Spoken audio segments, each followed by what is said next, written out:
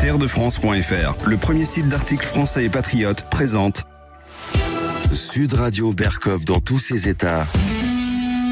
Le face-à-face. 13h04 sur Sud Radio, l'heure pour nous de retrouver le face-à-face où André Berkov reçoit aujourd'hui Christine Serrada, avocate et auteure de ce nouveau livre Placement abusif d'enfants, une justice sous influence. C'est aux éditions Michalon. Et Christine Serrada, vous êtes aussi avocate référente de l'association L'Enfance au cœur. Bonjour à vous. Bonjour. Les enfants, les enfants doivent faire un grand discours. C'est l'innocence. Ça devrait être l'espèce humaine la plus protégée. C'est ça, en théorie. Et nous avons parlé la semaine dernière à propos du film Sound of Freedom, de ce qui se passe au niveau des trafics, au niveau de la pédocriminalité, au niveau du trafic d'organes, au niveau des horreurs. Mais il y a d'autres drames, des drames énormes, et notamment ces placements abusifs d'enfants. Donc Christine Serrada fait un livre bouleversant, que je vous conseille. Vous savez, en général, on ne reçoit pas des gens pour des livres qui ne valent pas l'affaire. Et Christine Serrada, vous êtes avocate au barreau de Paris, et vous êtes l'avocat référence de l'association L'Enfance au cœur, il faut le dire. Alors d'abord, parlons, dans quelles circonstances, juste on va élargir, dans quelles circonstances on place des enfants d'abord, et puis on va parler de l'abus, bien sûr, et des abus. Alors, le placement d'enfants devrait théoriquement et légalement intervenir lorsqu'il y a un danger pour l'enfant faisant que ses conditions d'éducation sont gravement compromises. Ça, ce sont les critères légaux. Et le problème du placement abusif, c'est justement qu'on s'est totalement éloigné des critères légaux et que les placements interviennent pour des motifs qui sont totalement insuffisants et qui ne sont pas en accord avec ceux qui ont été fixés par le Code civil. Alors, attendez, juste pour le Code civil et le placement. Quand vous dites l'enfant en danger quoi, pourquoi, quels sont les critères, sans entrer dans tous les détails, mais quels sont les critères, pourquoi, est-ce que parce qu'il a perdu ses parents, est-ce que c'est parce que les parents ne sont pas en mesure d'élever, et qui décide? Voilà, non, je veux dire, c'est important de donner la mécanique de la chose. Donc justement, vous avez mis le doigt sur le problème central, car le Code civil ne va pas donner des exemples. Le Code civil se borne à dire qu'il faut un danger et des conditions d'éducation gravement compromises. C'est tout. Voilà, conditions d'éducation et de développement psycho-affectif gravement compromises. Donc on comprend bien dès le départ que le critère est large et que le danger peut devenir une notion un petit peu valise qui va être interprétée un petit peu au gré des idéologies ou des intervenants. Malgré tout, si le critère était un critère de maltraitance, que ce soit psychologique ou physique, de maltraitance avérée, je crois qu'une partie du problème pourrait être résolue. Et je précise que le placement, au sens où nous allons en parler, c'est le placement, c'est-à-dire le retrait de l'enfant de son milieu familial pour être placé, quel vilain mot, pour être placé en famille d'accueil ou en foyer. Ou en foyer. Alors, qui décide de ce placement? Alors, le placement d'enfants en foyer ou en famille d'accueil est décidé par le juge. C'est forcément une intervention judiciaire. Juge aux affaires familiales. Juge des enfants. Juge des enfants. C'est la matière qu'on appelle l'assistance éducative. D'accord. Alors justement, parlons de ces placements. C'est-à-dire, vous dites vous-même, le problème c'est que c'est l'auberge espagnole, les critères sont très vagues. Et alors, et vous, dans votre livre, vous citez énormément de cas. Et puis vous êtes l'avocat défendant de l'enfance au cœur, c'est bien ça. Alors, au fond, par exemple, dans les cas que vous avez eu, dans les affaires que vous avez eu à suivre ou que vous avez eu à connaître. Quels critères on prend? Parce qu'il faut retirer, donc j'ai bien compris, on retire l'enfant de sa famille parce que elle est incapable, la dite famille, de subvenir aux besoins éducatifs ou s'il y a maltraitance, par exemple. Bon. Alors, oui, quand le placement est fondé sur une maltraitance psychologique ou physique avérée, je ne le conteste pas. Bien entendu qu'il faut protéger l'enfant. Le problème, c'est l'évolution des critères du placement. L'évolution des critères du placement pose problème, étant donné que, à l'heure actuelle, et depuis déjà un certain nombre d'années, d'abord les placements sont en augmentation, le système est complètement embolisé, on en parlera, mais surtout les critères qui sont retenus par les juges sur le fondement de rapports sociaux, et donc l'influence des rapports sociaux, on y reviendra également, eh bien ce peut être toutes sortes de choses. Le conflit conjugal, le syndrome d'aliénation parentale, qu'on appelle le SAP, et qui ne devrait pas du tout être un critère, on y reviendra également, Oui. Ou bien il peut y avoir la mère trop fusionnelle, l'enfant pas assez individualisé, enfin on a évolué vers des critères de plus en plus subjectifs. Alors, je crois qu'on n'est pas allé assez loin dans la mécanique. Christine Serrada, vous avez dit le juge, mais vous dites il y a les rapports sociaux. Qui fait les rapports sociaux? C'est très important de rappeler. C'est-à-dire, il y a un problème. D'abord, qui signale? Qui se porte plainte? Alors, comment ça se un passe? placement Il y a peut un démarrer... problème, une famille, il y a un Oui. problème avec les enfants. Qui porte plainte? Ça peut être un voisin, ça peut être un cousin, ça peut être qui? Alors, le placement démarre très souvent par une information préoccupante qu'on appelle l'IP ou un signalement. Tout le monde peut faire une information Tout le monde. préoccupante. On peut même Alors, le faire je suis de façon... voisin, pardon d'insister, mais c'est Oui. important d'être précis. Je suis voisin, j'entends qu'il y a des problèmes dans l'appartement d'à côté. Je peux aller dire, attendez, je peux aller Tout à fait. signaler. Vous pouvez faire une information préoccupante même en faisant le 119, qui est un numéro gratuit. Vous pouvez le faire même d'une façon anonyme, avec toutes les dérives que ça peut entraîner. Et les institutionnels, évidemment, peuvent faire des informations préoccupantes ou des placements, c'est-à-dire les écoles, les hôpitaux, les CMP, tout centre qui accueille un enfant, Voilà. mais également tout citoyen. Et il est évidemment souhaitable que tout citoyen Bien puisse sûr. porter à la connaissance des autorités judiciaires, ou en tout cas à la cellule de recueil des informations préoccupantes, des informations véritables disant qu'un enfant est vraiment un danger. Alors, qui vérifie? Comment ça se... Seconde étape, qui vérifie l'appel ou la plainte ou de Voilà. tel ou de tel? Alors, l'organisme qui vérifie, c'est la cellule de recueil des informations préoccupantes qui va déléguer des services sociaux qui vont faire ce qu'on appelle une évaluation de l'information préoccupante, voire du signalement. Ils vont aller sur ils vont aller sur... Ils vont rencontrer la famille, voilà, rencontrer la l'enfant, famille, oui. faire en général une visite à domicile, tout ça dans un laps de temps assez court, ce qui explique d'ailleurs que ce soit quand même assez vite fait.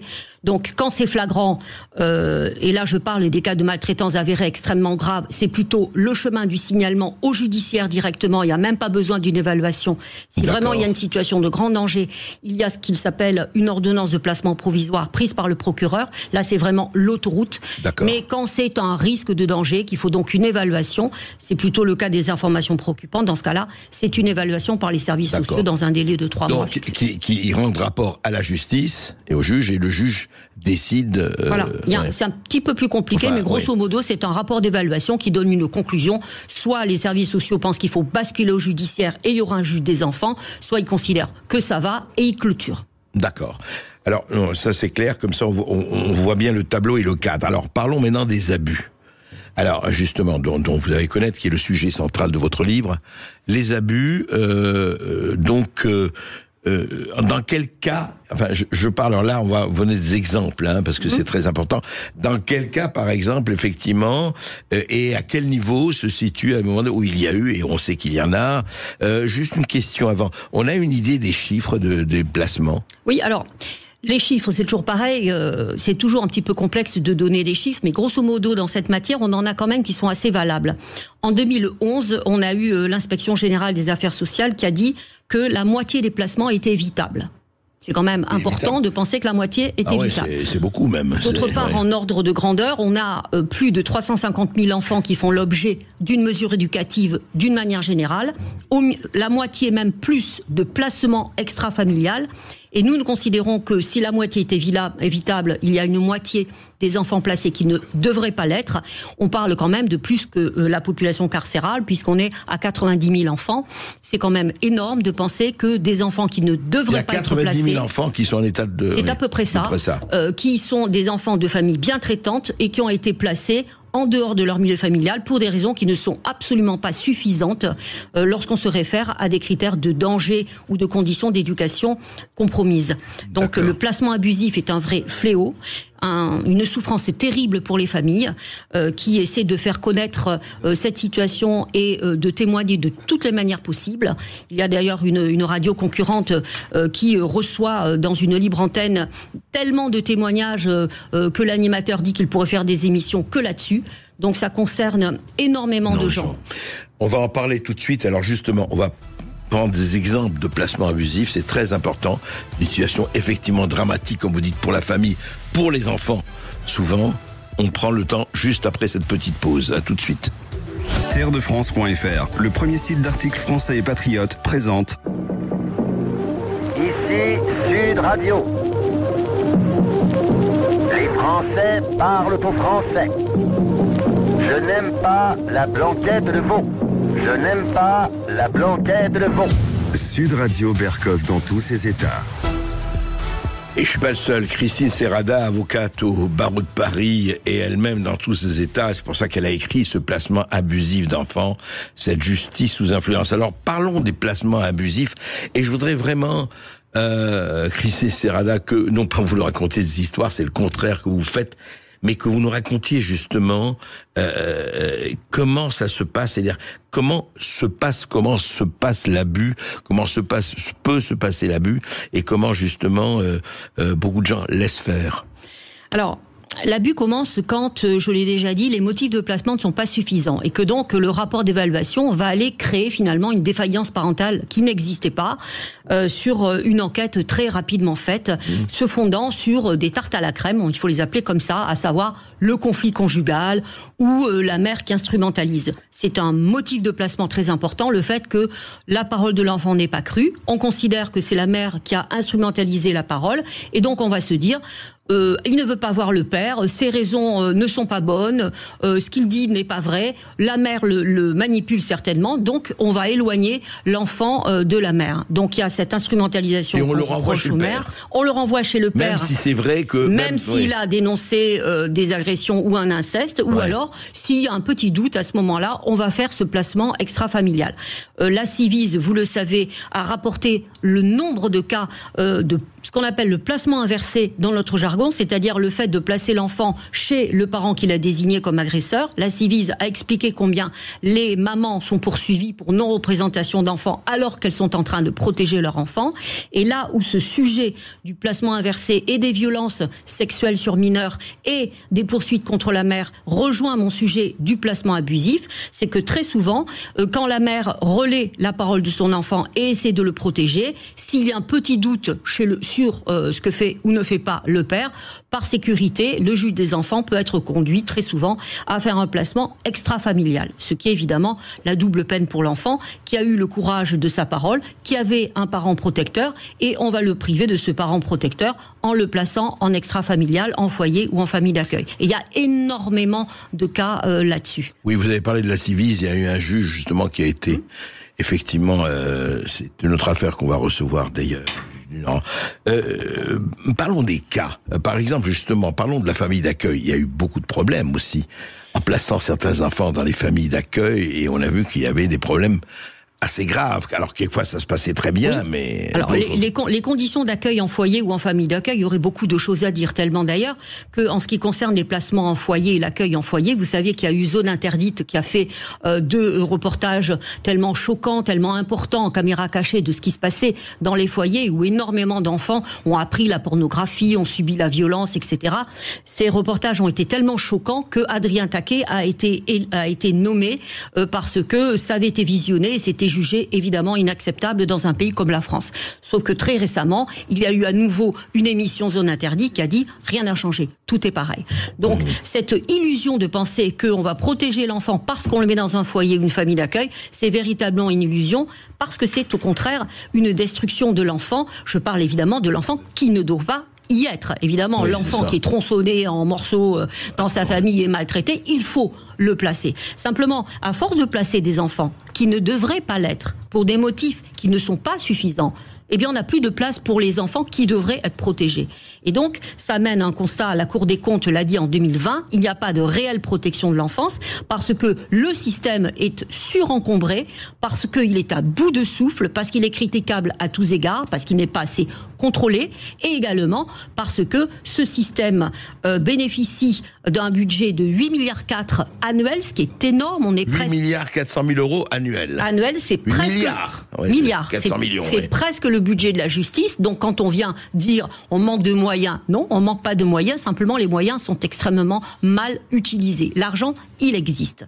Donc il y a dans le placement divers problèmes. Il y a le placement qui ne devrait pas exister, les motifs qui ne devraient pas être retenus, et il y a également l'influence énorme des services sociaux lorsqu'ils enquêtent enquêtent sur une famille ou lorsqu'ils donnent leur avis sur l'opportunité d'un placement. Et là, on voit cette fabrique de défaillance parentale qui s'est mise en route et qui font que le juge aura la tendance majoritaire d'entériner le rapport social et de donner raison à l'opinion des services sociaux et à placer l'enfant ou à prendre une mesure éducative. Oui, mais Christine Serrada, vous semblez dire que les services sociaux ne font pas leur job.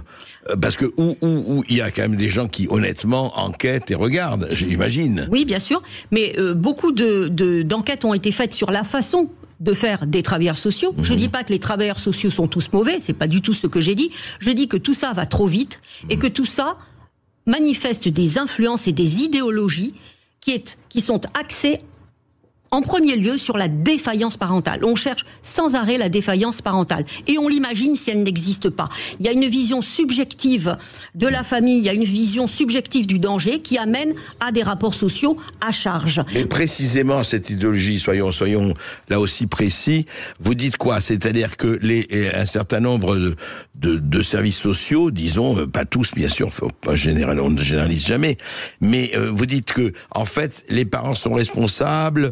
Il y a quoi? Il y a une ère du soupçon déjà de base et à la base sur les parents? Oui, je pense. Je le pense vraiment. Je pense que il est difficile d'appréhender une culture familiale, une famille dans son entier, quand on arrive et qu'on fait un travail social. On devrait avoir une modestie énorme et on devrait vraiment prendre en considération les faits.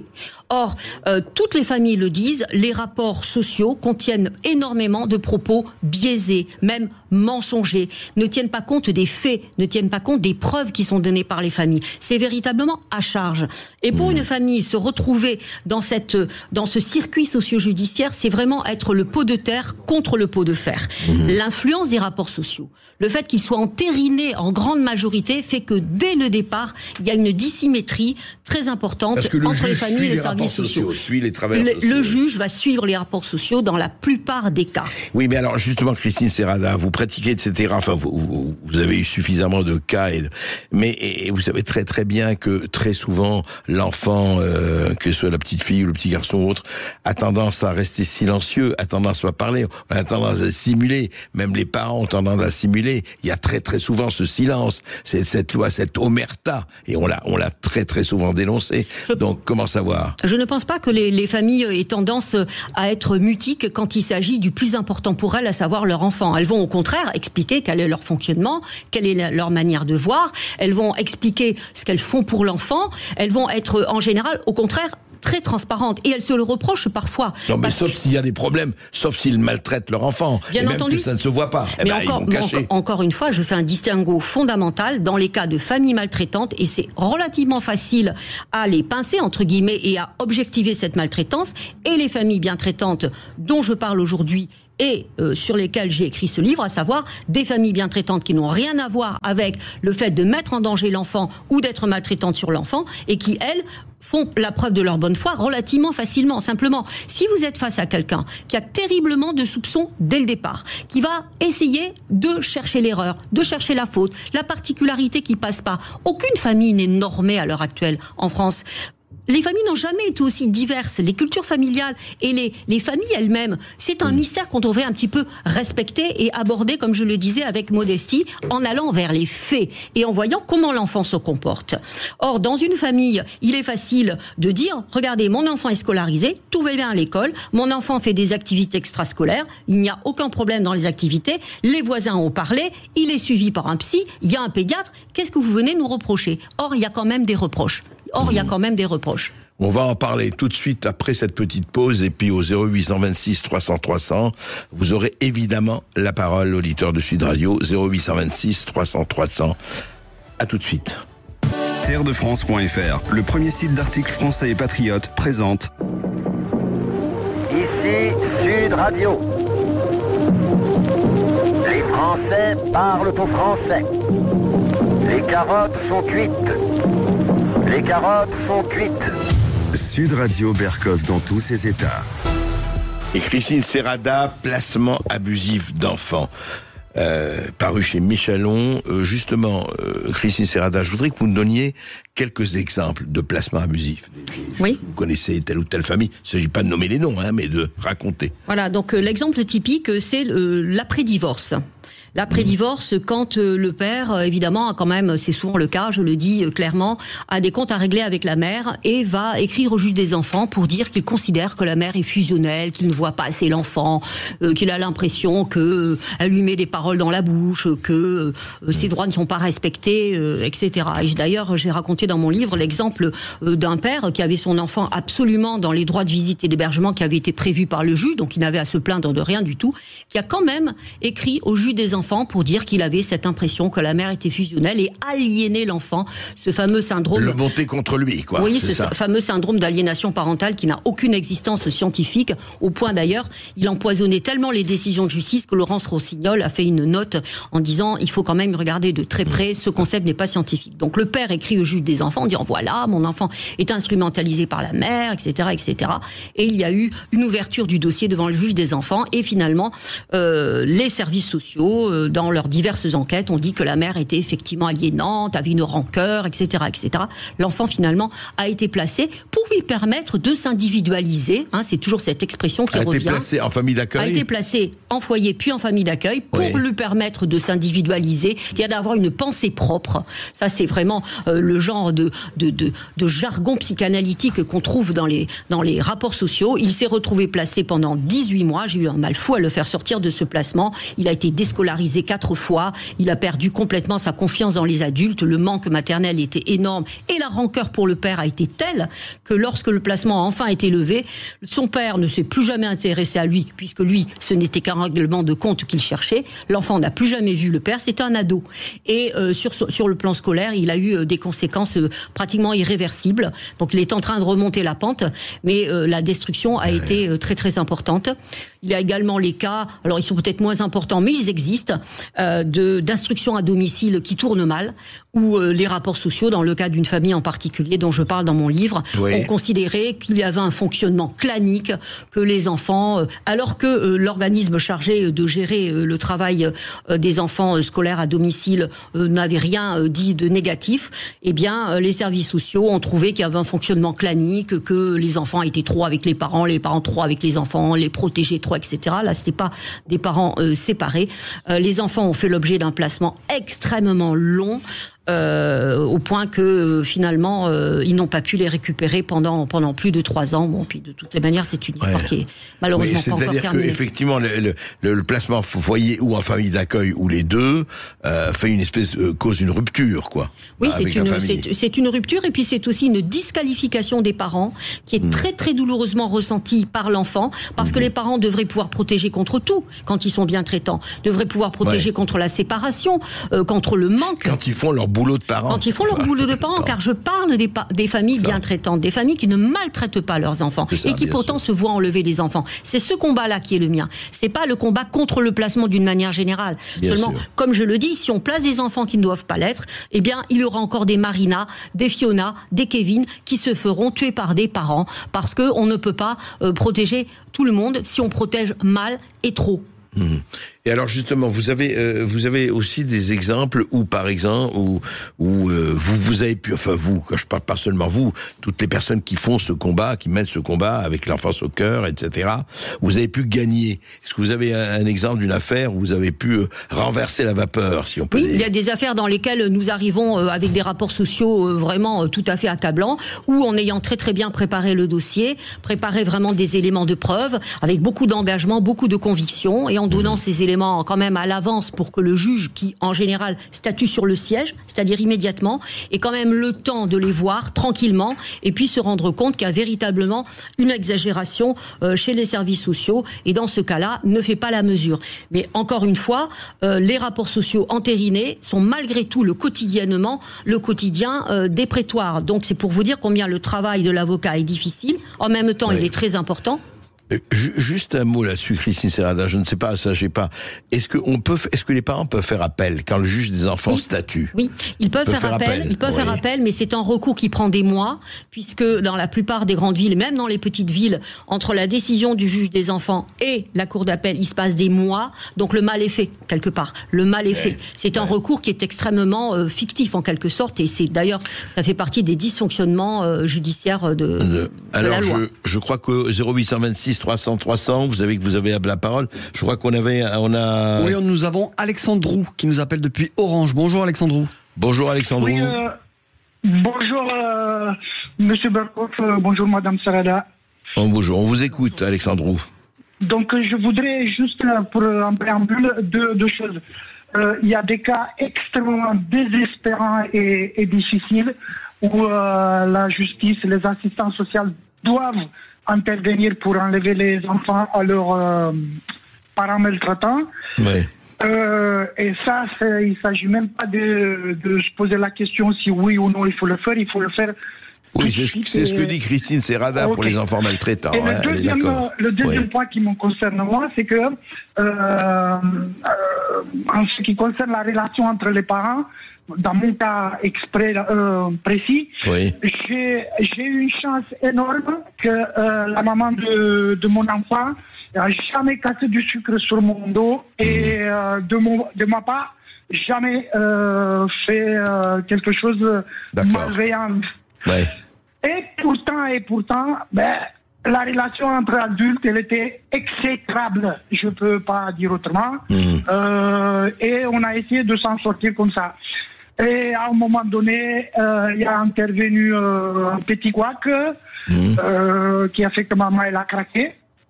C'était pas à cause de moi, c'est sa situation à elle qui a fait qu'elle a craqué, que je comprends très bien.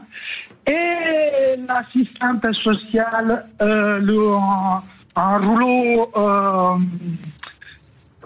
bureaucratique affreux nous a détruits. Donc, qu'est-ce qu'elle a fait, l'assistante sociale? Juste un mot rapidement, Alexandre. Donc, une enquête sociale à charge pendant 3 mois qui a abouti à une description catastrophique de l'état physique de l'enfant et médical de l'enfant. C'est-à-dire que depuis 2 ans et demi, je demande de preuves pour cette description. D'accord. Et j'ai jamais eu ça.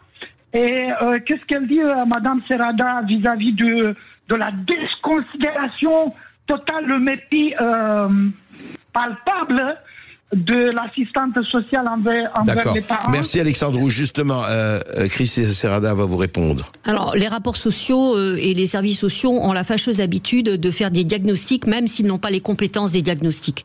C'est ainsi que, comme je le disais, il y a des théories psychanalytiques et des syndromes qu'on colle sur les parents, le syndrome de Munchausen, le syndrome de Médée, etc., qui sont des syndromes que seul pourrait diagnostiquer un psychiatre avec des heures et des heures et des heures d'intervention. Et en 2 minutes, on voit ces qualificatifs qui tombent sur la famille par des gens qui n'ont pas du tout les compétences de poser ce type de diagnostic, avec effectivement un tableau qui est fait de la famille tellement catastrophique que la pauvre juge se met à entériner ce type de rapport. Et c'est là où justement que je dis, il y a une influence totalement délétère sur le juge à partir de professionnels qui ont fait un travail qui est extrêmement contestable, mais qui est très difficile à contester puisqu'il y a beaucoup d'abus de pouvoir. Donc il y a un vrai problème de mise en question des professionnels et des travailleurs sociaux. Il y a un vrai problème. Il y a un problème parce que ils sont débordés. Ça, c'est vrai. Ils sont débordés. J'ai dit pourquoi. Système embolisé puisqu'on place des enfants qu'on ne devrait pas placer.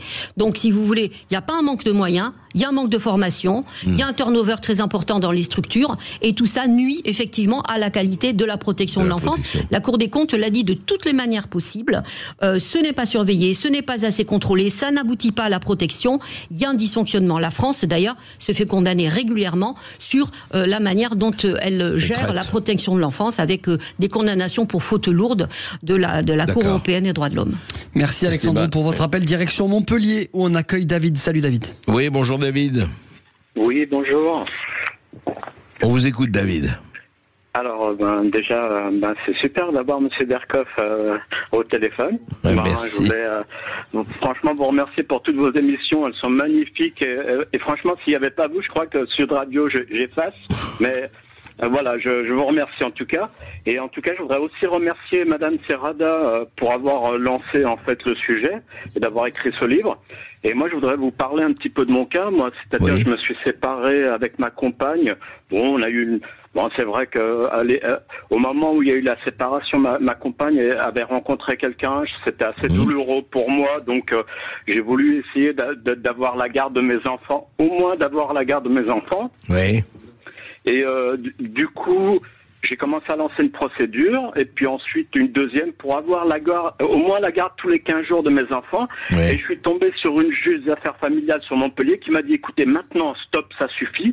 Si vous arrêtez pas tout de suite de demander la garde de vos enfants, on va vous la retirer, on va la placer dans une famille d'accueil. Ah oui, carrément, elle vous a dit ça, carrément. Ah oui, carrément comme ça. Ouais. Elle m'a sorti ça. Ouais. Et du coup, ensuite, j'ai reçu une assistante sociale qui est venue en me disant « Oulala, il faut calmer le truc parce que là, elle est énervée, elle veut vous placer les enfants. » Alors que mes enfants, la maman, elle est super, il n'y a aucun problème avec la maman. Moi, on travaillait tous les deux. Après, il n'y a pas de problème.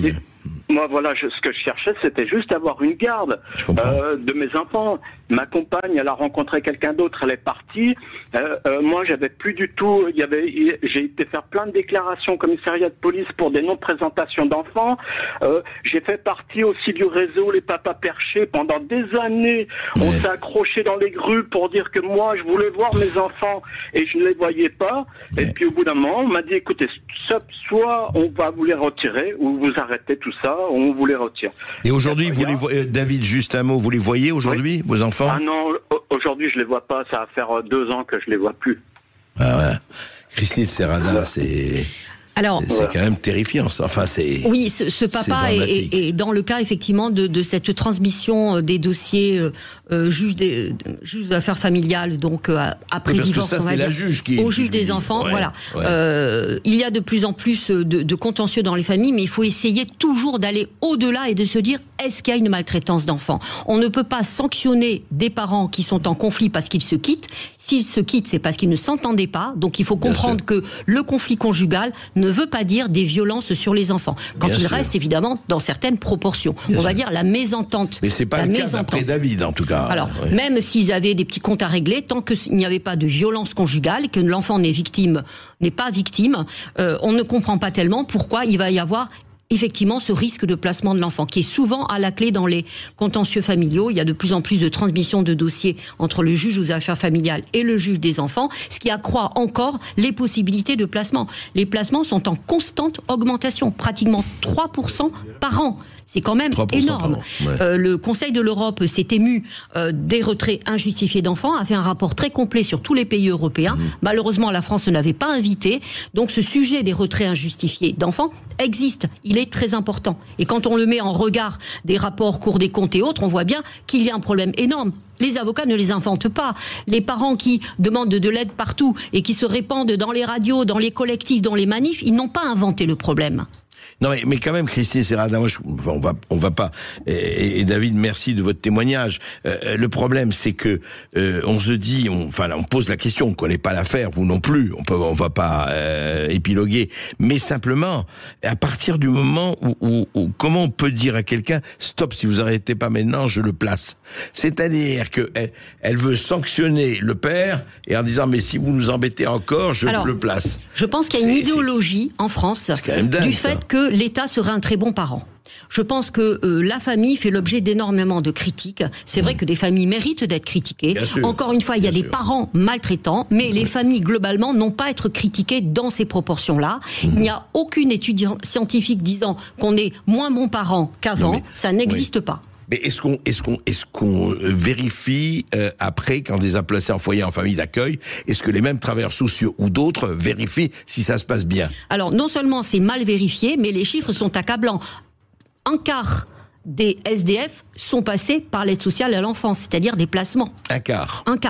Il y a une déscolarisation qui fait que 26% des enfants qui sont passés par l'ASE ont des problèmes d'école, ont des problèmes de chômage, ont des problèmes de santé mentale. Donc l'ASE, l'aide sociale à l'enfance, c'est-à-dire la solution du placement, ne porte pas ses fruits. La déscolarisation, même la médecine est indigente. Les problèmes de santé existent dans les foyers et même dans les familles d'accueil.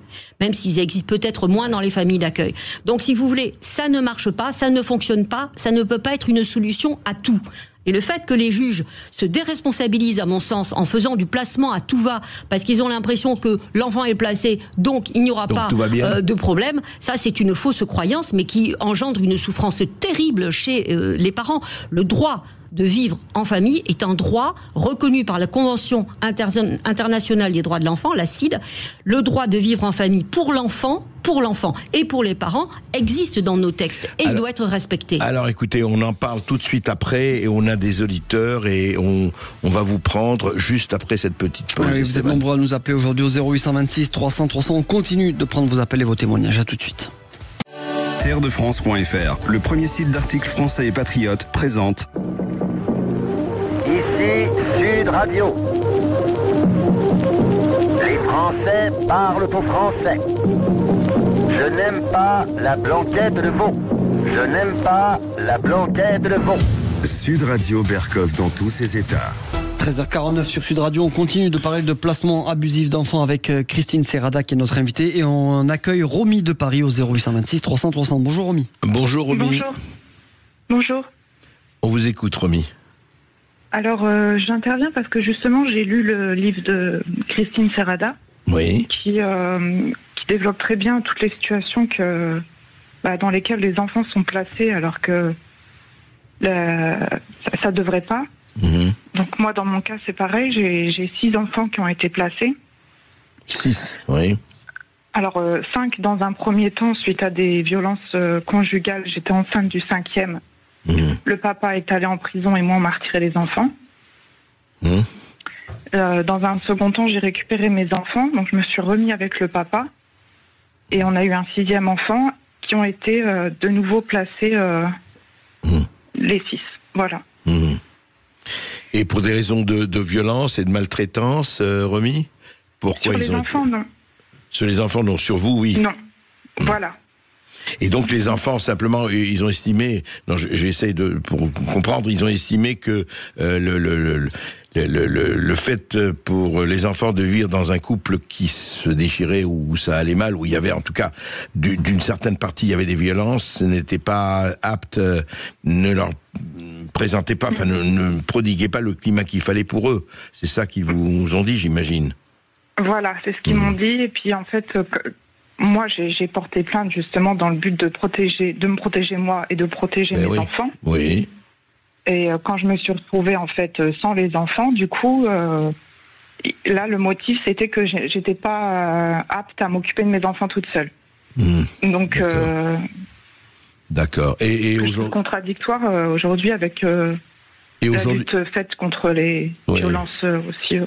Mais aujourd'hui, vous en êtes remis. Enfin, vous êtes. Je veux dire, vos enfants sont toujours dans des foyers ou dans des. Alors, grâce à l'avocat qui m'avait accompagné, qui est Maître Verdier, on a réussi à faire placer les enfants chez les grands-parents, chez mes parents à moi. D'accord. Voilà. Donc. D'accord. Christine Serrada, voilà, aussi c'est un cas, ça, un cas tragique, bien sûr. Alors, bien sûr. Donc, les violences conjugales, on considère qu'un père qui est violent avec la maman ne peut pas être un bon père, et je souscris totalement avec ça. Un enfant qui évolue dans un climat de violence conjugale, il est victime directe, ça c'est certain. Là où ça ne va pas, c'est que lorsque le père est éloigné, parce qu'il fait de la prison, parce qu'il y a une séparation, et que la mère est avec ses enfants, pourquoi on lui prend les enfants ?